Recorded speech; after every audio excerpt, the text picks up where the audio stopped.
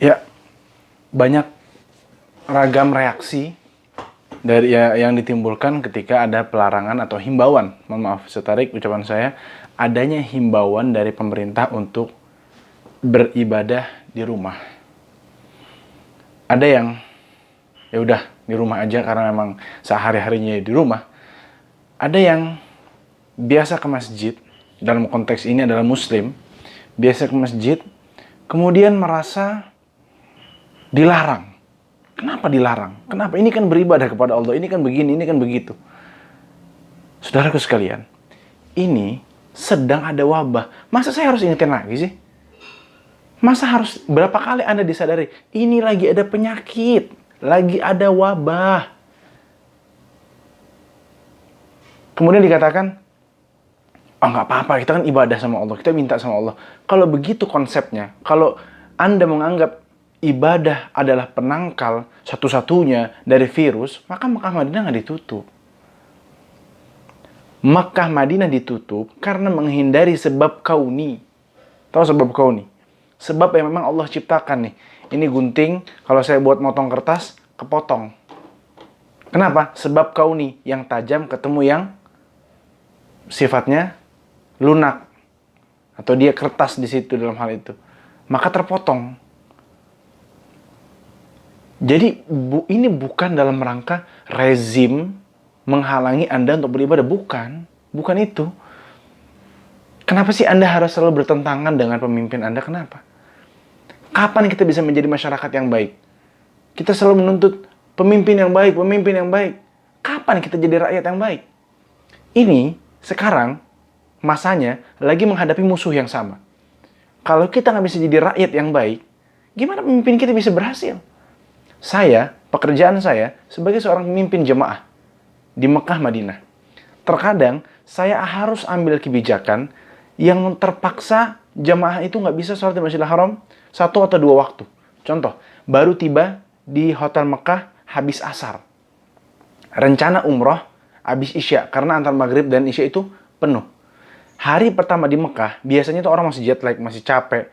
Dan jarak dari hotel ke masjid, meskipun hotelnya Zam-Zam, itu perlu cara untuk menghafal jalannya.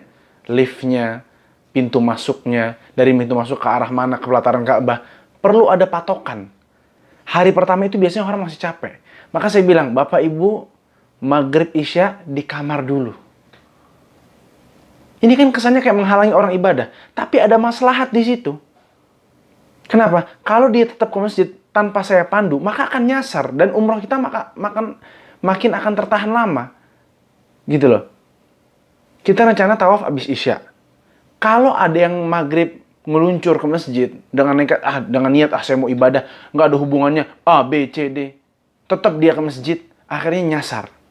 Sampai isya saya cari-cari, mungkin belum ketemu. Akhirnya jemaah yang lain terbengkalai. Inilah juga yang terjadi sama kita. Kalau kita nggak kompak untuk social distancing dulu, menghindar dari keramaian orang dulu, tetap mau pengajian, tetap mau ziarah, tetap mau sholat di masjid. Bukan nggak boleh sholat di masjid.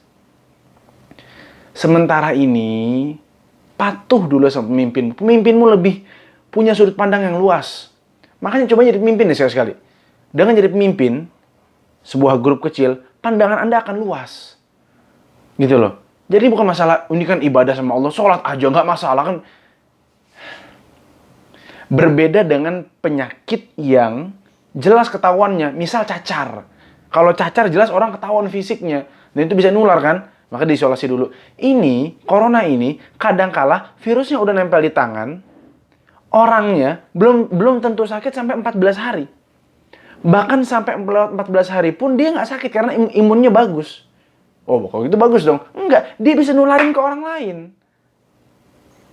Kan gitu. Dia bisa nularin ke orang lain. Jadi jangan pikir saya takut tertular. Kalau mikirnya saya takut tertular, maka yang timbul efeknya, enggak, insya Allah, tenang aja dan lain-lain. Efeknya jadi belagu. Pikirin sebaliknya. Saya khawatir menularkan orang lain. Mungkin sebagian di antara kita, Allah kasih imunitas tubuh yang kuat. Alhamdulillah. Kuat, tenaganya, alhamdulillah, bagus. Tapi kan kita nggak tahu di tangan kita ini ada apa. Gaib. Maka, ikuti arahan pemimpinmu. Mereka lebih luas sudut pandangnya. Contoh saya ambil lagi. Khilaf antara Abdullah bin Mas'ud dan Utsman bin Affan mengenai sholat zuhur dan asar di Mina. Seharusnya yang Nabi contohkan, Abu Bakar, Umar contohkan adalah di qasar, di Mina ketika haji. Zuhur 2, asar 2. Utsman bin Affan mentamamkan ini, 4 rakaat zuhur, 4 rakaat asar. Terjadi mungkin tanya jawab sedikit ya. Abdullah bin Mas'ud mengatakan, saya tahu secara keilmuan saya yang benar. Harusnya di qasar. Cuman itu ijtihad pribadi. Ijtihad Utsman lebih mencakup luas. Banyak orang-orang dari Afrika yang baru masuk Islam. Ikut haji pada tahun itu. Dan khawatir kalau dia ngelihat selama ini zuhur asar 2 rakaat, dia pulang ke kampungnya, sholatnya 2 rakaat. Waktu itu Islam masih sulit, nggak ada media kayak sekarang. Maka Utsman punya ijtihad yang lebih wajib dipatuhi. Meskipun secara keilmuan dia kurang utama di situ. Ya, karena harusnya kita mencontohi Rasulullah SAW. Tapi karena ijtihad Utsman luas, sudut pandang beliau luas, beliau kekuasaannya paling luas dari Khulafaur Rasyidin yang lain, maka beliau mengadakan ijtihad seperti itu. Maka Abdullah bin Mas'ud berkata, saya tahu saya yang benar, tapi Utsman yang lebih punya hak untuk dipatuhi. Karena kalau kita ijtihad masing-masing, kita nggak terpandu. Gitu loh. Adanya pemimpin untuk memimpin. Kita rakyat untuk dipimpin. Gitu loh. Mereka memimpin, kita dipimpin. Jadilah masyarakat yang bisa dipimpin. Jangan semuanya pakai akal sendiri. Kalau akal sendiri hidup sana masing-masing. Ngapain perlu ada pemimpin? Giliran ini tersebar segala macam, nyalahin ini emang lemot nih begini segala macam. Sekarang diarahin, nggak mau. Gimana? Subhanallah. Teman-teman sekalian, saya pun merasa sedih. Saya usahakan tiap hari 5 waktu di masjid. Saya usahakan. Ketika ada himbauan begini dari Pak Anies, dari Pak Jokowi, hafizahumullahu ta'ala, harus patuh. Ini masalahnya bukan lagi ranah ijtihad. Ada sebagian ustadz mengatakan, sholat aja, nggak masalah, begini. Terus kemudian datanglah ini para fans-fansnya mengatakan, masa Anda, Kevin, lebih pintar dari ustadz-ustadz itu? Saya, secara keilmuan, jauh sama ustadz ente. Jauh di bawahnya. Ustadz ente lebih paham A, B, C, tafsir, hadis, lebih paham. Cuma ini bukan ranah ijtihad. Ini ranah kepatuhan kita kepada amir kita. Amir kita lebih mengetahui ini virus berkembangnya seperti apa. Ciri-cirinya gimana. Cara penyebarannya seperti apa. Mereka lebih paham. Kemudian ada satu WA yang waktu itu masuk sama saya mengatakan, kita nggak usah ngomongin corona, tetap aja di masjid segala macam. Kita nggak usah sok tahu sama corona. Kita tuh nggak tahu apa-apa. Loh, justru karena kita nggak tahu, makanya kita ikutin yang tahu. Dokter, ahli kesehatan, medis, mereka menghimbau untuk menghindari keramaian di suatu tempat. Ikutin mereka yang tahu. Kita nggak tahu, makanya kita ikutin. Karena kita nggak tahu, kita jangan sok tahu. Gitu loh. Jadi sekalian, subhanallah. Saya harap di sini, ya. Kalau kita sama-sama kompak menghadapi musuh yang sama ini, virus corona yang datang dari Allah Subhanahu wa taala, ya, sebagai ujian dari Allah Subhanahu wa taala, maka ikuti pemimpin kita. Berapa hari? 14 hari aja. Ya. Mudah-mudahan dengan begitu kita bisa kembali ke masjid, sholat segala macam. Dan subhanallah, kebanyakan orang yang begini, sedih, melawan tetap mau ke masjid. Ini yang dulu pas belum ada corona seperti ini, nggak ke masjid. Giliran nggak ada larangan, dia nggak mau ke masjid. Adalah kan cuma sunnah dan lain-lain. Sekarang ada larangan, dia ngotot mau ke masjid. Kenapa? Kenapa kita harus selalu berpikir melawan pemerintah adalah hal yang keren? Kenapa? Kenapa kita harus selalu berpikir melawan pemimpin itu hal yang keren? Kenapa sih?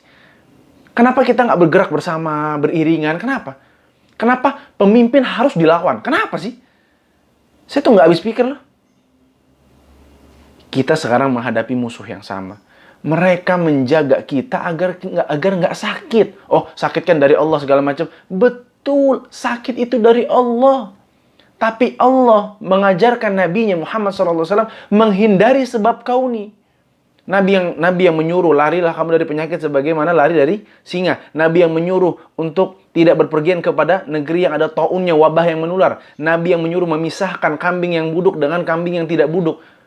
Ini kan sebab kauni semua. Nabi hindarkan. Nabi ketika berperang, pakai topi perang, pakai baju perang. Apa Nabi nggak bertawakal sama Allah? Ini pertanyaannya antara Nabi yang tawakal atau kita yang membangkang. Wallahu a'lam bishawab.